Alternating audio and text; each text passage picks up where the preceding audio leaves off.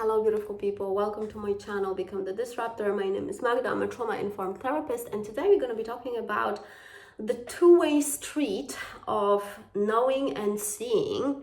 So your perception of seeing, of looking at art or looking at life as well, and knowing, but also from a perspective of neuroaesthetics. So I'm going to weave in the neuroaesthetic science into that, and some brain science as well. So you can just see how you interacting with life, with pieces of art, with other people when you're looking at them, and also how does that contribute to your knowing, to enhancing your knowing, but also how what you already know is changing the perspective on the seeing. So like I said, it's a two-way street, it's a dance, because seeing, when you look at something, this is not passive, because your visual cortex, it's hardly passive. It's actually available, and we use it like a lot for prediction. Visual cortex is very active in your brain, so it's one of the probably one of the most important, and as well, one of the most important parts of your brain, but also a lot of the neuroscientific experiments and a lot of neuroscientific data, actually, especially related to neuroaesthetics, is around the visual cortex. So it is really important what you're seeing. 100%. It's like the way you see it, which angles, what colors are important for you, what is the foreground in what you're seeing and what becomes the background. All of that is highly important, and it highly depends on your visual cortex. So that's what impacts the seeing. So the seeing is impacted by the particular predictions of your visual cortex, but also, so we have the visual cortex, which is partially unconscious, but also it is conscious as well, because so it's that is like another story. But also you have your unconscious processes being involved in seeing as well. So because your unconscious processes, they are detecting patterns. So our unconscious is highly attuned to patterns, to different type of geometry, so to speak. And again, it depends on also your particular visual cortex, but also on your particular unconscious architecture. So it depends on your lineage, on the history that your particular history, your personal history. So in the seeing, you have visual cortex, you have unconscious processes being involved and responsible for the pattern detection, but also you have the bodily sensations that they are appearing before the thought. So for example, let's say you're in an art gallery and you're looking at a particular painting, I don't know, Chagall or Picasso, Kandinsky, name it, and you feel something first before any thought actually emerges. So your body is responding, your nervous system and your brain, they are already responding to that particular piece of art. So you have the visual cortex and the unconscious part of it, then you have the unconscious pattern detection goes online, and then you have the sensation in your nervous system, and that is before you have the access, so to speak, to the knowing part, because the knowing part is when this unconscious, so to speak, processes, they're becoming more conscious. So they are moving into the conscious parts of your brain. So you're looking at the piece of painting in an art gallery. You have your unconscious is doing all its work with the visual cortex, with the pattern detection, and you're feeling the sensations in the body, and then it moves on to, and of course that's milliseconds, guys. So I am just describing this process in a slow motion, yeah. And then it becomes the knowing.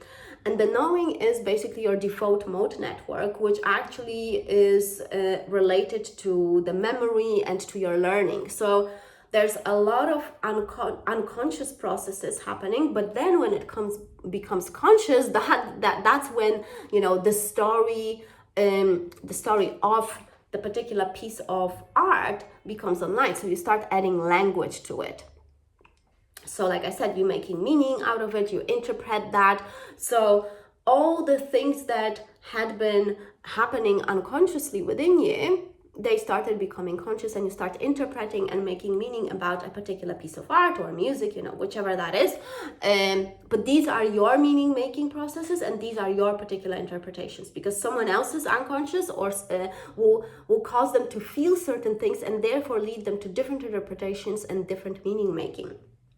So this is the two-way dance. You see something, you start to get to know it, but also your knowing, your prior history, all that is weaved into the seeing. So it's like a continuous two-way loop. And that's not only happens in, when you go to the art gallery, it just happens in life. You go to the coffee shop and you look maybe, I don't know, at the cakes. that is also impacted by seeing and knowing. Where there is the neuroaesthetics to that. So when you engage the art, the beauty, and the form, your visual cortex definitely, again, comes online. But also what comes online is your insula. Your insula is the conscious part of your brain that is responsible for processing emotions. So when you have that, again, which is linked to the unconscious pattern detection and you feeling something in the body, the insula is making almost like meaning about it. It's processing that emotion, and that's when you have that felt sense. So let's say, I don't know, you're reading, let's say, a piece of poetry, and you have that felt sense that something there is familiar, something there is like drawing you in, for example. And then also we have anterior cingulate. Anterior cingulate is responsible for salience. So it's almost like, when you think about, so salience is not awareness, because awareness is like, okay, let's say you're aware that you are in an art gallery, but maybe being in an art gallery, you automatically you associate maybe with someone from your past, maybe with the person that you go to art galleries, maybe that was your grandma or your dad, whoever. So that is salience. So salience is almost like the association work, or like so it's awareness, but also you associate. So it's almost like, for some people, let's say when they think coffee, they think Costa or Starbucks. So that's salience. So your body responding to art is before the thought, way before the thought. And that's why it's really, what really matters is to stop maybe sometimes be so quickly interpretative or making the meaning about the particular piece of art or a movie or whatever, and it's almost like taking a step back. What in that particular movie, music actually impacts my unconscious? What I was moved by? And again, not trying to force that meaning or the interpretation, but more like really being playful with it, because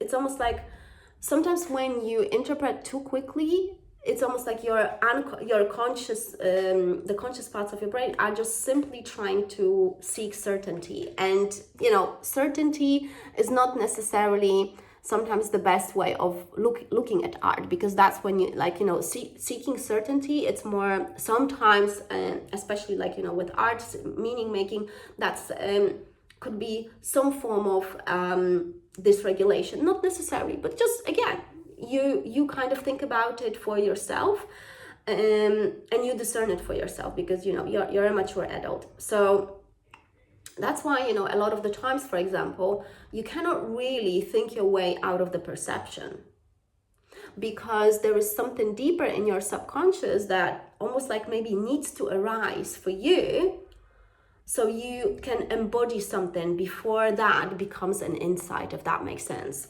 So that's why, again, changing the environment is really important for sometimes the growth or a healing journey, because aesthetic environments, they will shape your nervous system. So for example, I was living, as probably like a lot of you guys have been living in different environments with, different people.